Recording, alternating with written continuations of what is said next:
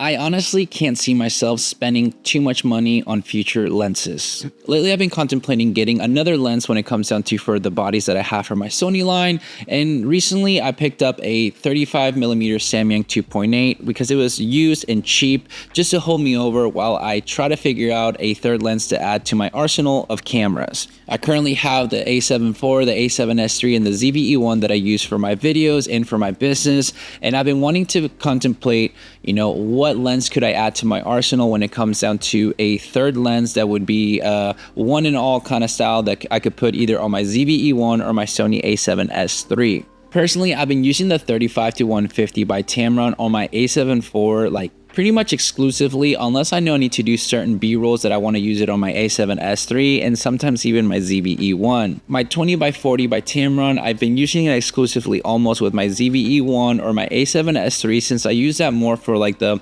vlogging type of videos and the behind the scenes of things, and it just makes it a lot easier to kind of carry around for whenever I'm filming myself than getting something different for now. But looking into the aspect ratio of the price point to basically the specs of those lenses and what I'm getting out of, it's hard for me to justify spending so much more money for a G Master type of lens or anything more expensive. One of my most expensive lenses that I own is my 35-150 that I got for I think it was $18.99 back in 2021. This lens has done it all for me, that it even replaced a lot of my prime lenses that I had at the time. So for me, it's made more sense to spend that much more money because it took care of more focal range for me with good aperture. Having an f2 to 2.8 has really opened a lot of doors for a zoom lens for me that it just made so much more sense to have this lens only to be able to cover that amount of focal range than having a lot of prime lenses. Now, I know Sony with the G Master lenses, they have their new 24-70, I believe, and their new 71 or 7200 because the Tamron is the 180.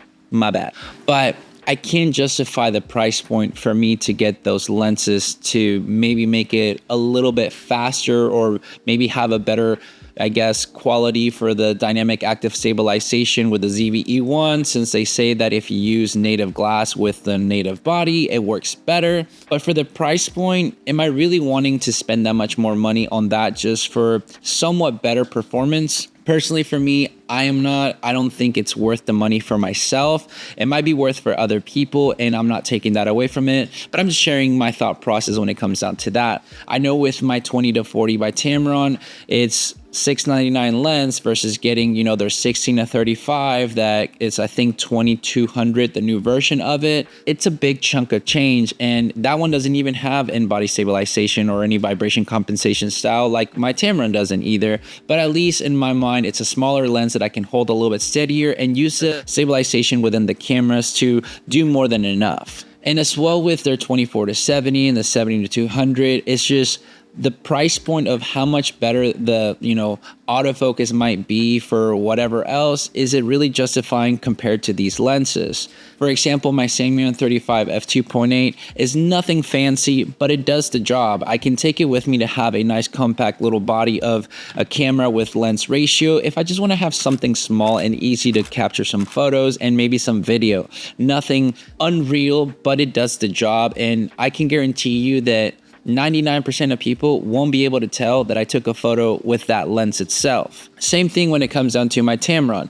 I don't think most people will know if I did the job with this lens or if I would have done a 70-200 or a 24-70, because it's not going to be that much different in the eye of the beholder, essentially, even after post-production. I don't think any company is going to come to me and say, oh, we're not going to work with you because you filmed or you took your photos with this lens rather than a native Sony lens, unless it's, Sony. But with that being said, I don't feel like right now there's an incentive to purchase and use that much more money to get a G Master type of lens or any more expensive lenses than what I currently have with my Tamron lenses. I'm not saying that they're the best company out there, but for the bang for your buck ratio, it has worked for me so well. And that brings me to the question is, would it make sense for you to invest in a more expensive lens than maybe a third-party lens if you're shooting with Sony or even Fuji, since they tend to have, now their X-mount have the Tamron lenses as well? most people that I know that shoot a lot more into the more expensive side of lenses is because they're making that money back and way more.